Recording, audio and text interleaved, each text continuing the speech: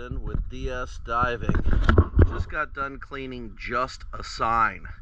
He measured the shaft zinc and it is 1 1/4 inches. He's going to show you the boat that's been cleaned. It is January 31st. Let's see what Austin's got to show us.